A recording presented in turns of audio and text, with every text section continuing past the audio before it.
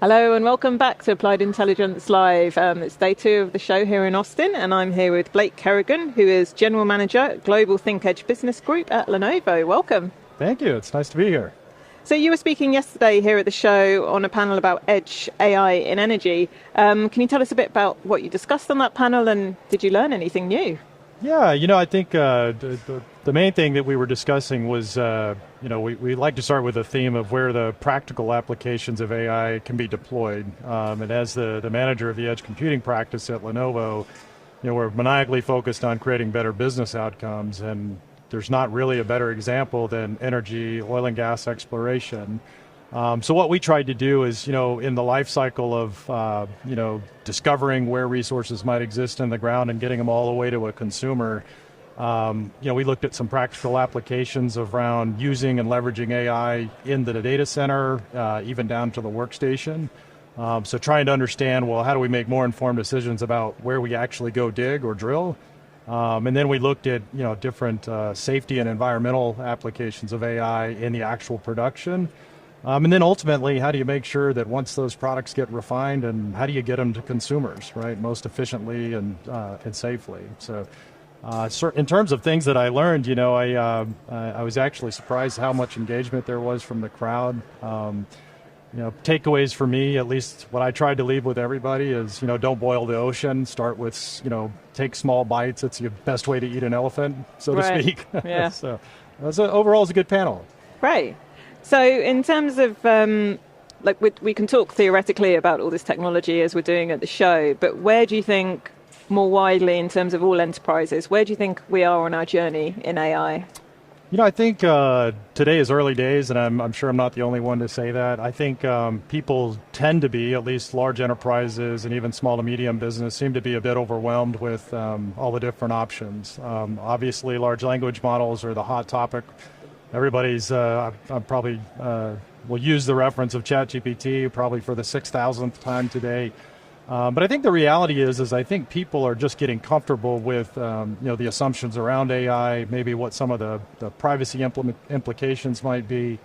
But today, in terms of practical implementation, we're seeing a lot of voice to text through natural language processing, a ton of computer vision applications. So you think about just running inference.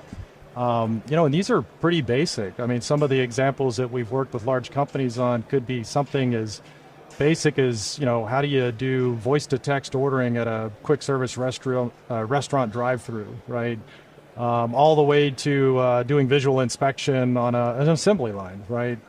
Which seems like a daunting task, but thankfully we've got a pretty healthy ecosystem of partners that we work with to validate and then ultimately go to market together to give our customers a bit of confidence as in those early days, if you will, of adopting AI.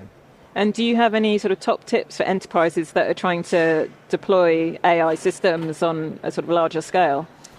Yeah, I would say, let's see here. So tips, when deploying at the edge, because that tends to be my domain of expertise, it's really think about how do you collaborate between different groups like, operational technology folks, as well as, maybe more your core IT focused folks. How do you make sure that you understand the gives and gets? Because obviously when you deploy systems outside, they're going to be less secure. So you want to make sure and consider systems like ThinkEdge products that we develop and sell that have built-in security, maybe some ruggedness.